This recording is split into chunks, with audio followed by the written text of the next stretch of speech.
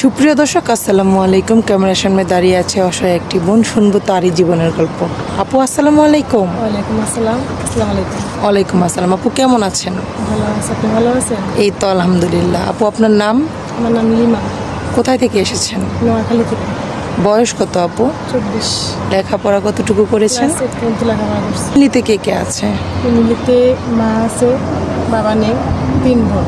আমি মেজো, আমার ছোটো বোন আছে, বড় বোনের বিয়ে হয়েছে। আর আমার যে বিয়ে হয়েছে ওই জায়গা মানে সুখ শান্তি নাই, শাশুড়ি ভালো না।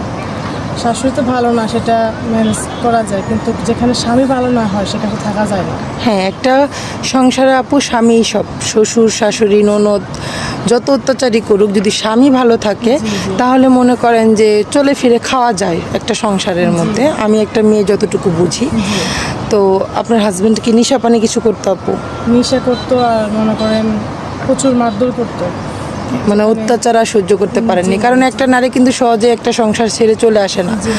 তো কথাই বোঝা যাচ্ছে যে অনেক অত্যাচার অনটন সহ্য করে এসেছেন আপু।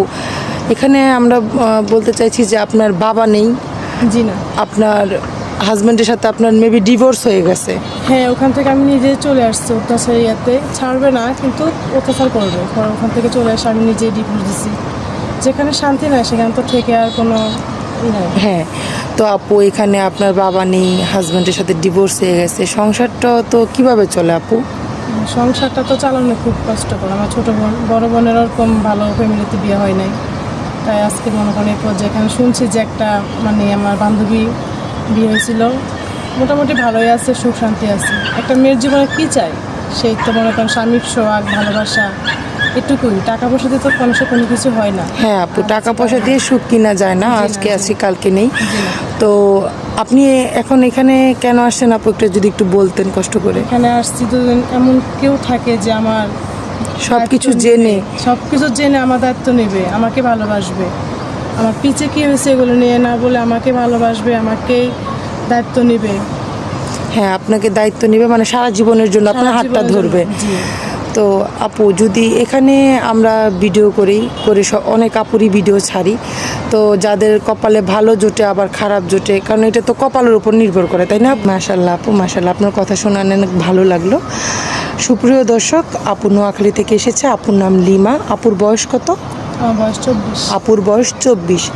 আপুর সাথে যদি কেউ যোগাযোগ করতে চান বা আপুর কেউ দায়িত্ব নিতে চান, আপু অনেক অসহায়, তাহলে স্ক্রিনে একটি নাম্বার দেওয়া আছে। এই নাম্বারে ইমো হোয়াটসঅ্যাপ দুইটাই আছে। আপুর একটা স্ক্রিনশট মেরে পাঠিয়ে দেবেন, আমরা আপুর সাথে আপনাকে যোগাযোগ করিয়ে দেওয়ার চেষ্টা করব। আপু মোবাইল নেই, তাই তো? জি না, আমার কোনো ফোন নেই, চলা অনেক সমস্যা। হ্যাঁ, আর কি কোনো আপু নামাজ কালাম পড়া হয়? হ্যাঁ, আমি নামাজ পড়ি এবং রোজাও রাখি। হ্যাঁ, হ্যাঁ, আপনি বলেছেন যে আপনি রোজা আছেন। আমরাও দেখছি যে আপনি নামাজ পড়েন বা রোজা থাকেন।